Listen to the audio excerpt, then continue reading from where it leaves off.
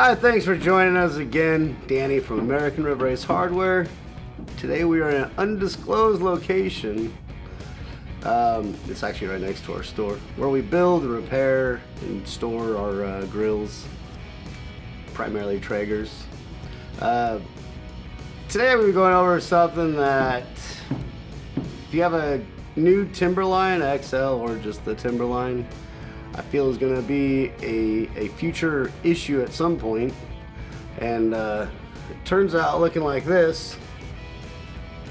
And the problem is, at this moment, when you call a Traeger customer service, they don't quite know that this wire even exists. And I'll get into that right now.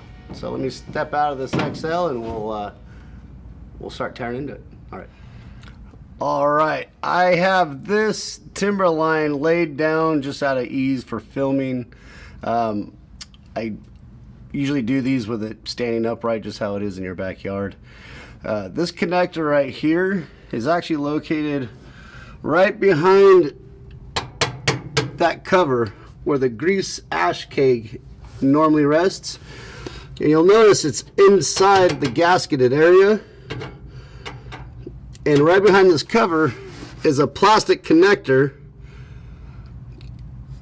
And it's only safe to assume that this connector was going to go to a grease fire sensor of some sort that they ended up not going forward through with. Problem is, the wire is still there. The wire runs all the way up in this basin right here and into the hopper. Well, they don't tell you to look for a wire issue here. They'll have you uncover the igniter plate assembly, and they'll have you look inside here for the wire damage. And if you don't find any, they'll move on to the next thing, maybe send you a motherboard, or maybe a hopper assembly, none of which will have any effect on this wire getting repaired or removed or whatnot. So if you're having, typically it's your lid is always sensed as being open, the light's always on, and you'll have some kind of igniter error. If that's the case and you're just having a real hard time trying to find where it is, it's real quick to take these two screws off and just check underneath that cover. The ones that I build for our customers here, thankfully I haven't had an issue with any of the ones that we've sold. When they get built, as soon as they're done, I remove this panel and I relocate this connector to a different spot in the grill that doesn't get hot. The first time you have a grease fire in the keg bucket, which is going to happen, and I've had many little grease fires in there that didn't turn into anything that ruined any food or anything. It was just noticed a small flame coming up, close the lid, it probably went out. Nonetheless, it gets hot in there, and that metal is going to get hot. And plastic doesn't like heat, and these aren't exactly heat resistant, as you can tell. So I'm just going to show you what I do, and we'll start by taking these two screws off on this inspection plate.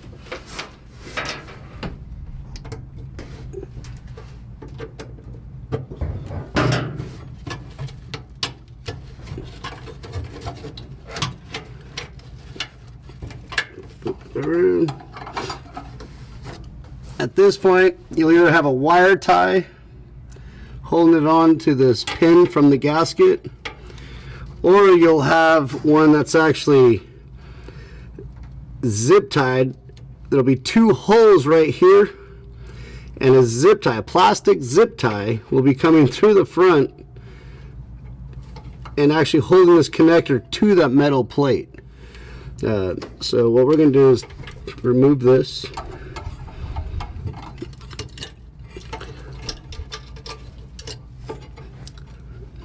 And now this one is undamaged, so we're just going to relocate it back here.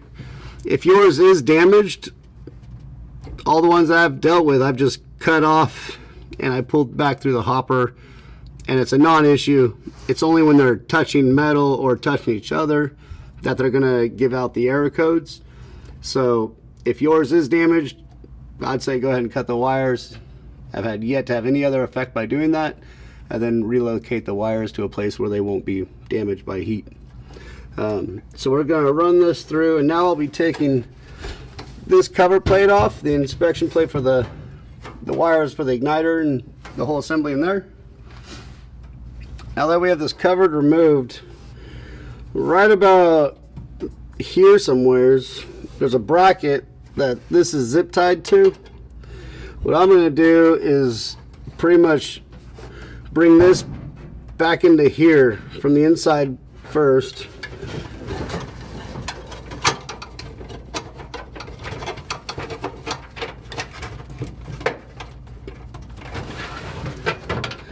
So we got that here. If you want to completely remove it from this basin, you can just cut that zip tie off. There'll be one more zip tie on some wires back here, and you can actually run this whole wire back into the hopper and just roll it up and zip tie it completely out of the way of everything. For the ones we do at our store that leave here, I run it right along with itself after that zip tied point, and then I zip tie it up here. So we have the wire inside of here, and along this ridge right here inside is where this wire is zip tied to, which should be about right here. I'm just going to run this back along here and zip tie it snugly to the wire, its own wire loom, the continuation of this, just to keep it away from the hot components, because this is actually about 8 inches down from this lip. It's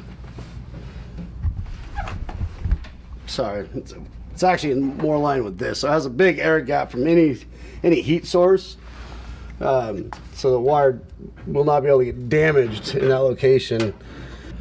Just kind of loop it around its wire harness a couple of times so it will stay in place while I get in a position to put a zip tie on it. You can look up through there in the right position. You can look and see where it attaches to.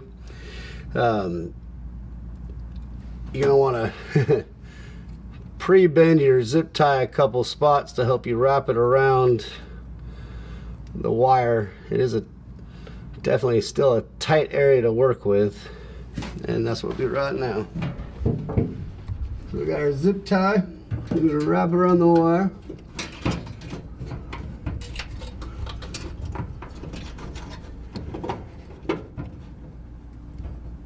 And then hopefully you can work with zip ties enough to be able to loop it with one hand. So what happened there was the two zip tie points of that wire harness. There's one in about this location right here. There's another one in this location. What I usually do is take that loose end and I pull it over here so that this wire is kind of tight with the first run up to that zip tie. And then I zip tie those two wires together here, keeping it all kind of in place and together. When doing that, this zip tie actually broke off, maybe from heat, not really sure, couldn't see it, and so that whole wire loom was loose at that point. So I went ahead and cut the zip tie off the point inside right here. That's actually zip tied with another wire, and now I'm just going to run that whole length of wire back through behind the controller and the hopper assembly. I'll roll it up, zip tie it out of the way. So let's come back to the hopper assembly where I took the side panel off, which is just the 6 screws to take that cover off. Super basic, super simple. And there's a grommet back here with a few wires coming through it. Figure out which wire. You can kind of pull it, go down and look. In this case, we're going to be looking at this wire right here. And pull it through. Up through the grommet, which is going to be a little tight. Might have to reset the grommet. Alright, so again, we're going to roll up this wire.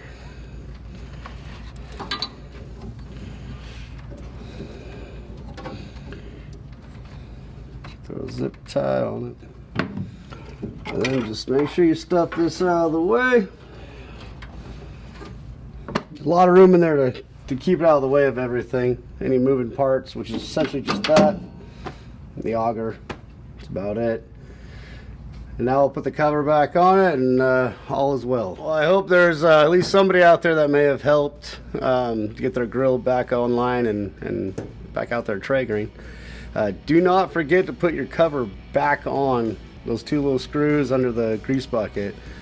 And of course your hot rod assembly. Get everything tightened up.